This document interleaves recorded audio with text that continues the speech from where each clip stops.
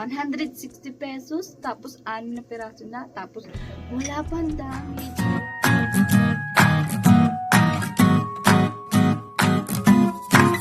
Ayan guys, super cute ang baso. Tapos 6 na piraso na, 160 pesos lang. Ayan.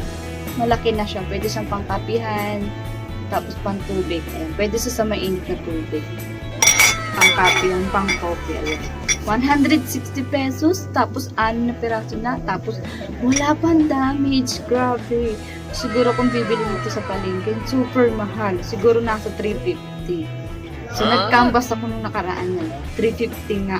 Tapos, dito sa online kay TikTok, 160 pesos. Tapos, free shipping pa. Saan ka pa? 1 to 3 days lang, dumating na agad dito sa bahay. O, dahil nasakto, wala kami baso ngayon. Wala kaming baso ngayon ni Love. Ayan, umorder ako.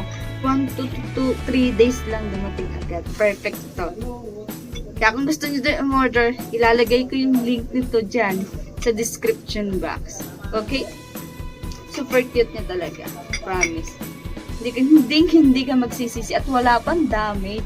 Super kapal nga nito ha. Bubble wrap. Kaya wala talaga yung damage. Perfect.